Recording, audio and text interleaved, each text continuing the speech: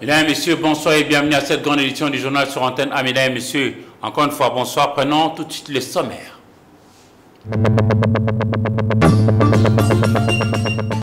Si le premier rendez-vous a été une vraie surprise, le deuxième ne l'est pas vraiment, même si pas grand-chose n'y est extériorisé, mais Doha aux Émirats arabes semble pouvoir apporter un terrain d'entente pour la paix à propos du conflit dans l'est de la RDC.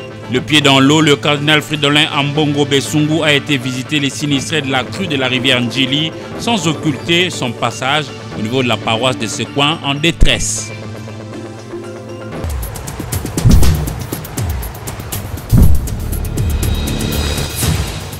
Cette grande édition du journal a le bonheur de recevoir pour vous Madame Annie Bayama, à qui également je dis bonsoir. Bonsoir, monsieur. Vous êtes cadre à l'UNC, le parti de Vital Kamerhe, mais aussi analyste politique. C'est dans cette casquette qu'on va vous prendre ce soir. Ok, il n'y a pas de problème. Et justement, l'actualité partira de la Doha pour vous dire que ça sera pour la deuxième fois que le chef de l'État congolais, Félix-Antoine Tshisekedi Tshilombo, sera à Doha, au Qatar, où le lieu semble réussir à planifier le retour de la paix dans la partie est de la République démocratique du Congo, agressée par le Rwanda voisin. Si la première fois cette partie de la terre, Émirats arabes unis, avait surpris l'opinion tant nationale qu'internationale avec la réussite d'organiser une rencontre entre les Congolais Félix-Antoine Tshisekedi Tshilombo et les Rwandais Paul Kagame, la deuxième fois aurait été plus ou moins annoncée par des sources généralement bien informées, pour attester que ce deuxième round va rappeler la paix ou reparler de la paix dans l'est du Congo-Kinshasa et pourquoi pas l'ensemble de la sous-région du Grand Lac. Il faut rappeler que le président congolais Félix-Antoine Tshisekedi Tshilombo a plusieurs fois redit sa volonté de vrai pour le retour d'une paix véritable sur toute l'étendue de la République démocratique du Congo. Il faut dire qu'à Kinshasa, les consultations se sont clôturées hier mardi 8 avril 2025 et parmi les dernières personnalités à être reçues par le professeur Kajimir Eberande Kolongele se trouvait être son éminence Samuel Massambukidi, représentant légal et chef spirituel de ce sigle ELUCCO, et la suite avec Africa Mujinga. Au terme des consultations initiées par le chef de l'État Félix-Antoine Tshisekedi Tshilombo en vue de la création du gouvernement d'union nationale, il avait plu au conseiller spécial de Félix-Antoine Tshisekedi, le professeur Eberande Kolongele, de recevoir le mardi 8 avril 2025, son éminence Samuel Massambukidi, représentant légal et chef spirituel de l'Église Lumière du Christ au Congo et l'UCCO en sigle. S'adressant à la presse, l'homme à multiples casquettes, but suprême du parti politique Réveil de la conscience des Kama et ambassadeur universel de la paix, a soutenu que toutes les initiatives visant la stabilité et surtout la paix au Congo-Kinshasa ont toujours été salués par sa personne. En ce moment, comme nous le savons tous, le pays est agressé. Notre pays est attaqué. Le pays est en guerre. Et en tant que leader spirituel Congo, nous ne pouvons pas croiser les bras et observer de loin ce qui se passe. Les Congolais qui meurent du 1er au 30 tous les jours, du matin au soir. Et nous pensons qu'il est grand temps pour nous, Congolais, de prendre conscience. Parce que ce qui nous arrive aujourd'hui, si les Congolais ne s'élèvent pas comme un seul homme, si les Congolais ne se mettent pas ensemble pour lutter contre l'ennemi, cette barbarie risquerait de continuer de génération en génération. Il est grand temps que les Congolais puissent s'élever comme un seul homme. Qu'on puisse mettre de côté nos divergences, nos appartenances ethniques et religieuses, que nous puissions consolider la paix. Visionnaire, l'ambassadeur universel de la paix a insisté sur l'implication des fils et filles du Congo pour bouter dehors l'ennemi. Nous voulons la paix, mais malheureusement, certains des humains dans la planète Terre, eux veulent la guerre. Alors, les Congolais doivent se lever et se prendre en charge. Que je lance à tous les Congolais et à tous les leaders spirituels Congo qui dirigent les esprits, qui tiennent les esprits Congo, de se lever tous comme un seul homme. Nous évoluons tous dans l'ordre dispersé, certes, mais l'esprit reste un et unique. C'est l'esprit Congo. Oui à l'unité, oui à la protection de l'intégrité territoriale de la RDC et non à l'occupation étrangère. Dixit, les détenteurs de 3 pouvoirs, à savoir spirituel, religieux et politique. Et je vous disais tantôt que je recevais pour vous Maître Annie Bayama. Vous venez de suivre les images avec les consultations au niveau de chez les professeurs Ebéran de Kolongele. Quelle chance donnez-vous à ces consultations?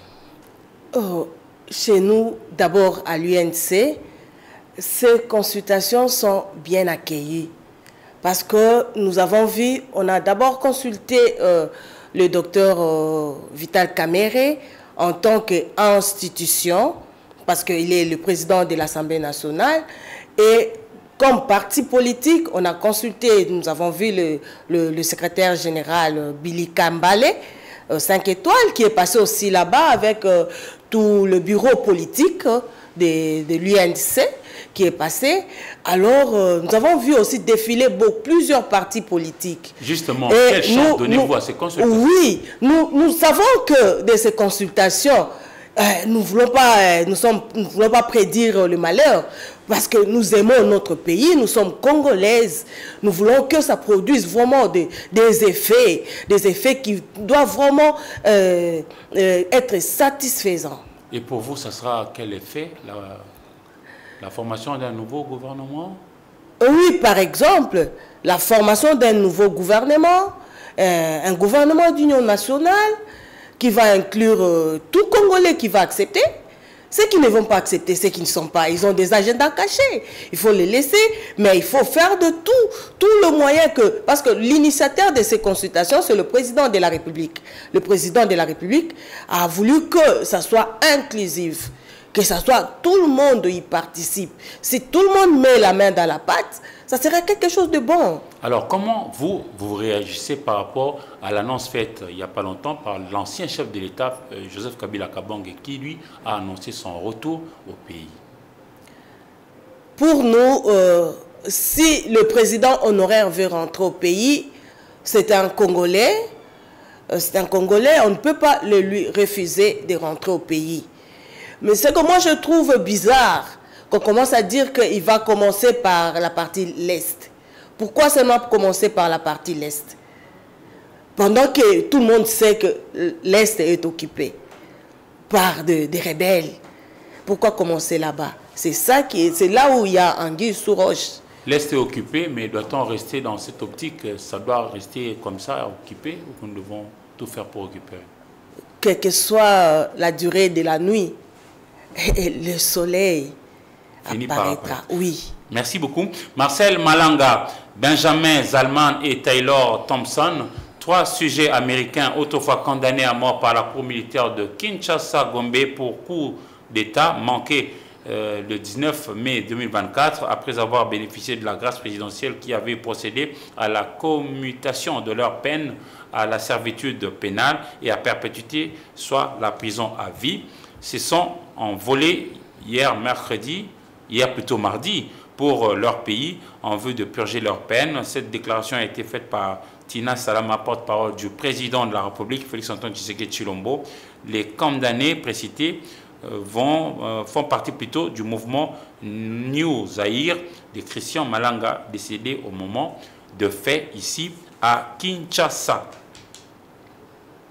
Et justement, suite aux dégâts causés par la crue au niveau de la rivière Djili, les élus députés nationaux de Kinshasa notamment ont tenu une réunion autour du président de l'Assemblée nationale, Vital Kamerhe, pour évaluer la situation, mais surtout voir comment agir ou pousser le gouvernement central a vite apporté des solutions urgentes et durables, profitables aux victimes de ces inondations. Suivez avec Rafat Kachunga. Suite aux inondations qui ont endeuillé la capitale après la pluie diluvienne du week-end dernier, les élus nationaux de la ville de Kinshasa ont approché les bureaux de l'Assemblée nationale pour solliciter son appui afin d'exiger une intervention urgente du gouvernement pour venir en aide aux sinistrés, enterrer dignement les morts et prendre des mesures idoines pour éviter la répétition d'une telle catastrophe dans les futurs. Les élus de Kinshasa ont commencé par peindre les tableaux sombres des dégâts matériels et humains qu'ils ont relevés sur terrain lors de leur descente individuelle pour le ZAM et avec l'autorité provinciale pour les autres, nécessitant une intervention urgente du gouvernement. Face à ce dégât matériel inestimable et au désastre humanitaire causé par cette catastrophe naturelle, le président de l'Assemblée nationale, le professeur Vital Kamerhe, qu'accompagnait le rapporteur Jacques Joly, a premièrement salué la promptitude de l'intervention du président de la République, Félix Antoine Tshisekedi Tshilombo, qui est immédiatement venu au secours des sinistres en leur trouvant un toit provisoire, des matelas, des nourritures et des médicaments. Il a par ailleurs suggéré que dans les plus brefs délais, le gouvernement puisse mettre en place un plan d'intervention humanitaire à court terme pour apporter une assistance adéquate aux sinistrés logés dans des abris de secours mis en place par le gouvernement et ceux encore restés dans les zones à risque. Il a insisté sur la prise des mesures facilitant une bonne hygiène, une alimentation saine et convenable, ainsi que des dortoirs et des sanitaires appropriés respectant l'intimité des hommes et des femmes. Il a rappelé que la représentation nationale avait déjà prévenu cette catastrophe et présenté quelques pistes de solutions à travers le rapport de la commission ad hoc sur l'insalubrité, les constructions anarchiques et les embouteillages dans la ville de Kinshasa. Les élus de Kinshasa ont été satisfaits de l'attention particulière accordée par les bureaux à ce désastre qui a endeuillé les Kinois. Ils se sont dit satisfaits d'obtenir gain de cause du président de l'Assemblée nationale et ont appelé les Kinois au calme car leurs doléances seront transmises incessamment au gouvernement. Après avoir écouté attentivement les interventions des élus nationaux de Kinshasa, le speaker de la Chambre basse du Parlement, le professeur Vital Kamerhe, a profité de cette réunion pour annoncer aux élus nationaux en général la convocation devant la plénière le mercredi 16 avril 2025 de la première ministre Judith Suminwa Tuluka et de tous les ministres sectoriels ainsi que celui des Finances et le ministre d'État au budget afin de répondre aux préoccupations de la représentation du peuple sur la mise en œuvre des mesures préventives et l'intervention humanitaire du gouvernement face à cette catastrophe naturelle dont on pouvait éviter les dégâts.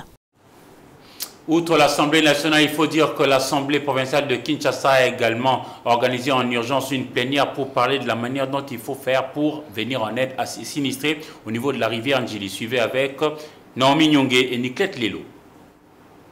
Convoquée en urgence par les speakers de l'Assemblée provinciale de Kinshasa, mardi 8 avril 2025, est relative aux inondations survenues dernièrement à Kinshasa dans sa partie est, suite aux pluies diluviennes qui se sont abattues la nuit du 4 au 5 avril, lesquelles ont causé de pertes en vie humaine et des dégâts matériels importants. Face à cette situation, l'Assemblée provinciale de Kinshasa a décidé de la mise en place d'une commission d'enquête ayant comme mission de s'imprégner de mesures d'encadrement et d'assistance mises en place par le gouvernement provincial pendant et après les sinistres, notamment en matière de prévention, de secours d'urgence, de soutien aux populations victimes. L'Assemblée provinciale de Kinshasa présente ses condoléances les plus attristées aux familles éprouvées. Au regard de l'ampleur des dégâts causés, l'Assemblée provinciale de Kinshasa, après sa descente sur des sites de sinistres, a immédiatement convoqué une plénière en urgence pour ce mardi 8 avril 2025 en vue d'installer une commission d'enquête quant à ce. L'Assemblée provinciale de Kinshasa remercie et félicite le chef de l'État, son Excellence M. Félix Antoine Tshisekedi Tshilombo, dans sa politique d'être toujours aux côtés des populations. L'Assemblée provinciale de Kinshasa félicite également le gouverneur de la ville de Kinshasa pour sa présence dans le lieu de sinistre, symbole d'un attachement à la population kinoise. L'Assemblée provinciale de Kinshasa ne saurait rester de marbre face à cette catastrophe naturelle. Elle invite en conséquence le gouvernement provincial de Kinshasa a multiplié les efforts afin de venir au secours aux familles éprouvées. Il faudra noter que cette mission sera accomplie en collaboration avec le ministère des Affaires foncières, infrastructures, travaux publics, d'environnement, d'aménagement, de l'urbanisme et habitat, ainsi que celui de transport et de la mobilité urbaine.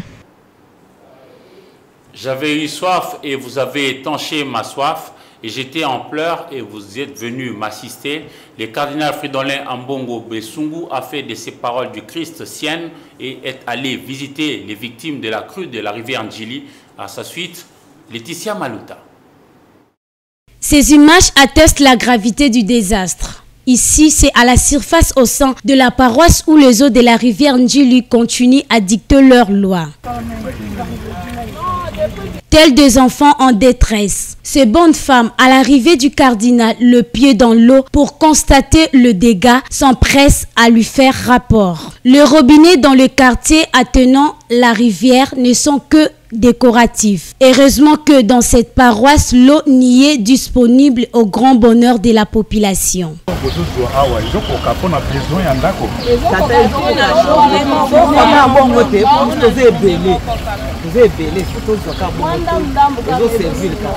Cette visite du cardinal Fridolin Ambongo a visiblement été une façon de communier avec ces populations en détresse depuis que la rivière Ndjili avait quitté son lit pour tout perturber, occasionnant mort d'homme.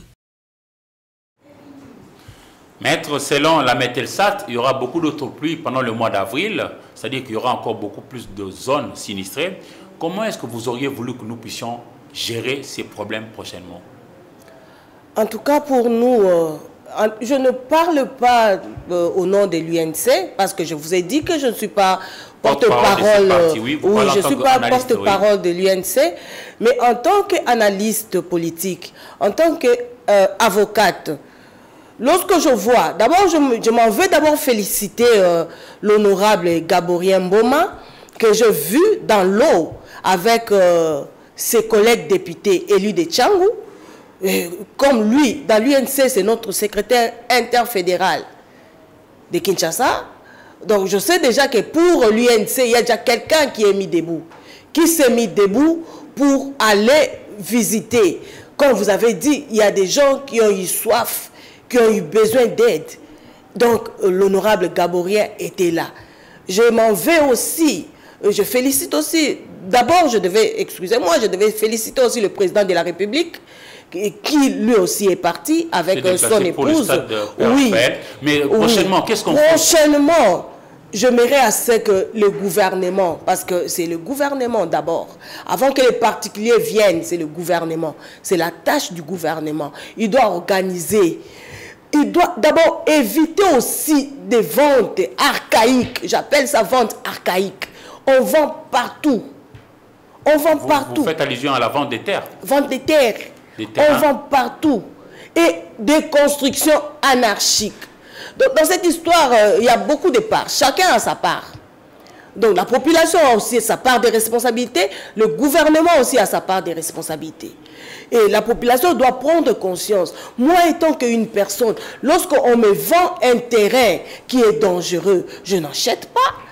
Je n'achète pas. Et vous aussi, en tant que gouvernement, lorsque vous vendez, ne vendez pas des terres là où vous savez que ce sont des terres dangereuses. Il ne faut pas vendre pour prévenir d'autres crises. Catastrophes. Merci madame. Entre-temps, il faut dire que le directeur général de la Régie des eaux SA, David Chulumba Mutombo, a fait savoir mardi 8 avril 2025 que le réseau d'approvisionnement en eau potable est déjà opérationnel à Kinshasa et au Congo central, et c'est provisoirement, ou progressivement plutôt, que ce service sera effectif pour couvrir plutôt l'ensemble de la capitale congolaise avant que l'eau ne soit complètement rétablie.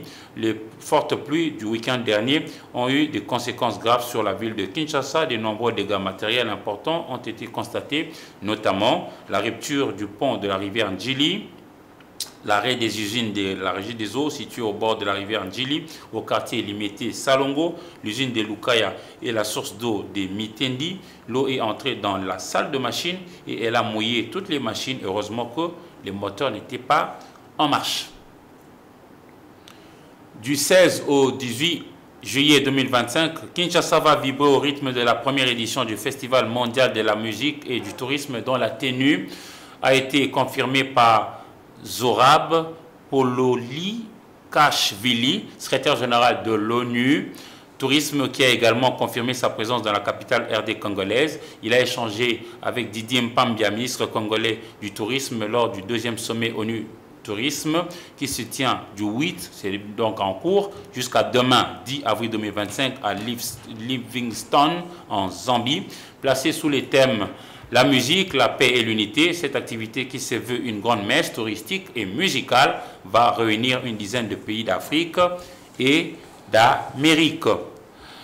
Alors, nous allons prendre cette fois-ci cette information en rapport avec le retour du président ancien, donc Joseph Kabila Kabange, qui a décidé de rentrer en République démocratique du Congo sans délai par la partie orientale après avoir passé une année en Afrique du Sud. L'ancien président de la République démocratique du Congo a fait cette annonce à travers son compte X, justifiant cette décision par la situation sécuritaire et institutionnelle au pays. Il a déclaré, je cite, « Compte tenu de la dégradation de la situation sécuritaire à travers tout le pays, ainsi que la déliquescence qui gangrène tous les secteurs de la vie nationale, j'ai pris la résolution de rentrer sans délai au pays, c'est-à-dire la République du Congo. J'ai décidé de commencer par la partie orientale du pays parce qu'il y a péril en demeure. » Fin de citation. Du côté de l'Union sacrée de la nation, par la bouche d'Augustin Kabouya, secrétaire général de l'Union pour la démocratie et le progrès social UDPS, cette position de Joseph Kabila Kabange confirme que celui-ci est de mèche avec ceux qui tuent puis violent les Congolais dans la partie orientale de la République démocratique du Congo. On prend le sport pour dire que le séminaire de formation fédérale des éducateurs sportifs a démarré mardi 8 avril pour se clôturer samedi 12 avril 2025 au niveau de la Sainte-Anne à la Gombe, au nord de la capitale de la République démocratique du Congo. Cette session est animée par la direction technique nationale de la Fédération congolaise FECO Rugby d'Herman Mbonyo Liomba, président, suivi en image avec Ndei Lambouchi. Le coup d'envoi du séminaire de formation fédérale des éducateurs sportifs de rugby du niveau 1 a été donné mardi par Herman Mbonyo Liomba, président de la Fédération congolaise de rugby, FECO Rugby, dans la salle de conférence du collège Sainte-Anne dans la commune de la Gombe à Kinshasa, la capitale de la République démocratique du Congo. Il s'est dit surpris par le nombre de participants à cette session de formation. Nous avions dimensionné cette formation pour une quarantaine de personnes. Là, on est 75, donc le message est bien passé, plus que bien passé. Nous avons dû rajouter des chaises et modifier un peu la logistique de cette formation, mais bon, c'est plutôt une bonne chose qu'il y ait un tel engouement pour cette formation, surtout que c'est la première formation fédérale de niveau 1 que nous organisons depuis que nous sommes membres de World Rugby. Donc c'était important que le coach de demain y soit et voilà. Les patrons de la Fédération congolaise de rugby estiment que l'objectif est d'introduire cette discipline dans les milieux scolaires. En fait, la génération que nous avons ici, c'est la génération de futurs coachs qui vont être le bras armé de la Fédération dans le cadre du programme que nous initions, qui est un programme qui va consister à intervenir surtout dans des écoles et dans des entités comme le camp Kokolo, le camp Tchatchi et tout ça. Donc il était important que tous les éducateurs soient sensibilisés et comme ils sont nombreux, ça nous permettra aussi de toucher plus d'enfants. En ajoutant que la fédération ne va pas oublier d'autres provinces. Encore que dans ces séminaires, nous avons des représentants du Nord Ubangi, du Kasaï occidental, du Haut-Katanga. Donc on a déjà quelques représentants de province, la province du Kwilu. Donc voilà, les provinces sont quand même représentées, mais c'est vrai que nous avons une forte demande de nos ligues en province pour externaliser cette formation. Il faut commencer quelque part. Kinshasa reste le siège des institutions. Donc on commence par Kinshasa, tout seigneur, tout honneur. Mais évidemment, avec le succès de cette session, nous pensons que la direction technique nationale va nous proposer très rapidement un schéma pour pouvoir s'étendre en province. Pour rappel, la Fédération congolaise de rugby organise la formation des éducateurs sportifs du 8 au 12 avril 2025. Les participants ont profité de l'occasion pour souhaiter un heureux anniversaire au président de la Fédération congolaise de rugby, Herman Mbonyoli Wumba.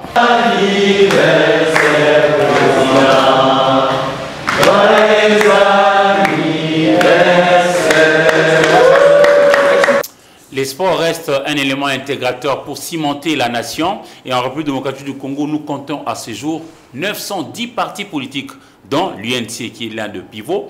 Madame, vous avez dit que vous, dans votre parti, vous faites un certain nombre de choses pour quand même éviter que la population n'achète des terrains là où c'est marécageux, là où c'est glissant. Alors, que pensez-vous faire, par exemple, à l'éducation, pour l'éducation civique de la population? C'est aussi l'un des rôles des partis politiques. Oui, à l'UNC, nous avons l'école des partis. Il y a l'école du parti politique, là où on éduque le membre. À l'UNC, il n'y a pas seulement la conquête du pouvoir. Il y a aussi l'éducation. On éduque les membres. Alors, que répondez-vous à ceux des Congolais qui pensent que la conquête du pouvoir est peut-être priorisée au détriment de l'éducation civique qui est aussi essentielle? Pour moi, je peux dire que les deux marchent ensemble. Oui, parce que vous pouvez conquérir le pouvoir, mais lorsque les membres sont mal éduqués, et vous allez avoir la population... Non prise en charge, vous voulez dire? Oui, la non prise en charge des membres, ce n'est pas une bonne chose. Vous pouvez voir un parti politique qui peut être au pouvoir, mais... leurs membres n'étant pas éduqués. Les vôtres est au pouvoir, mais on a vu des glissements ici à Kinshasa, notamment dans les territoires des Calais, nous sommes dans le sud Kivu, là où vous êtes majoritaire aussi. Pourquoi? Qu'est-ce qui explique le fait que les gens ne sont toujours pas pris en compte pour l'éducation civique? Je pourrais dire que la masse est difficile aussi à éduquer. Mais malgré cela, l'UNC fournit des efforts pour éduquer ses membres. Mais pour les sinistres, nous avons dit, tantôt ici, nous avons dit qu'il faudrait réguler la vente des terrains. Je peux prendre par exemple le quartier, lorsque je prends la commune de Mongafula, là où il y a à Kinshasa, là où il y a plusieurs têtes d'érosion. Lorsque je prends le quartier Kimwenza par exemple, je prends les sites Orgaman. Ce quartier-là, lorsqu'il y avait Orgaman, ce quartier-là vivait mieux. Mais maintenant qu'on a vendu, on a tout vendu ces sites-là, et on a coupé les arbres, et il ne reste plus rien, il y a des constructions anarchiques, et pendant ce pluie, nous avons enregistré des pleurs et des grincements des dents. Plus de 40 morts déjà. Oui, plus de 40 morts, ça ne va pas. Alors, ça ne va pas. On est en train de chuter déjà, Madame Annie. Alors, on nous dit qu'il y aura beaucoup d'autres pluies après. Quel conseil donnerez-vous à ces Congolais qui vous suivent maintenant? Quelles précautions prendre pour éviter les sinistres? Moi, je dirais aux Congolais qui nous suivent ce soir, il faut éviter des zones dangereuses. Parce que des fois, lorsque vous partez acheter, vous-même, vous voyez que ça, c'est un terrain dangereux. Mais vous acceptez quand même d'acheter. Là, vous mettez votre famille. Peut-être parce que vous, politiques, vous n'avez pas proposé mieux à la population. Le Congo a beaucoup d'espaces verts. Il faut savoir choisir. Lorsqu'on vous propose quelque chose, vous avez le choix. Même la Bible nous le dit. Dieu a mis deux chemins devant nous, devant l'homme. Il y a le mal et le bien. C'est à toi de choisir quel est le chemin que tu vas suivre. Mais Dieu a été regardant, il a proposé que l'homme puisse choisir le bien. Oui. Vous, politiques congolais, nous aussi, nous proposons que la population choisisse. Si. Maintenant, là, j'ai vu, je ne sais pas, cette image-là que j'ai vue, les sinistrés qui étaient en train de se précipiter pour prendre des matelas. Certains ont dit qu'ils étaient en train de voler, certains ont dit qu'ils se précipitaient pour dormir. Vous voyez, la politique, le gouvernement a mis en place des matelas, par exemple, pour leur permettre de dormir. Mais eux-mêmes, quand ils arrivent là, c'est le désordre. Qui va prendre quoi? Qui va prendre quoi? Et là, le gouvernement n'est pas là. C'est la population elle-même qui est là. Et certaines même, j'ai appris qu'il y a des gens qui ont refusé de quitter leur toit. Et ils sont déjà en train de rentrer, ce qui est trop dangereux. Et avec la météo qui a dit qu'il y aura encore des pluies, peut-être plus torrentielle que celle qu'on a vécue le week-end. Celle qu'on a vécue le week-end. Ça ne va pas. Merci beaucoup, Madame Annie Bayama. Je rappelle à nos téléspectateurs que vous êtes avocate, donc juriste de formation, et que vous êtes venue parler de l'actualité. Et elle est dominée actuellement par la crue de la rivière Ndjili qui a occasionné, hélas, mort d'homme.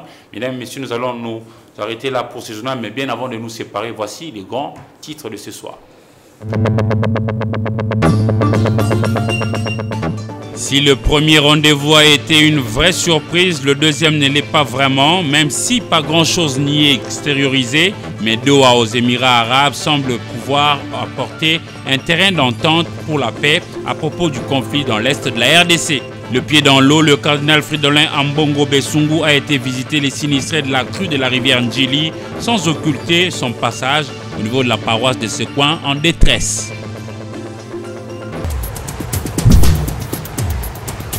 Mesdames et messieurs, ce journal est complètement terminé. Merci à vous de l'avoir suivi et surtout, gardez bien vos yeux ouverts sur le programme d'Antenne A et au revoir.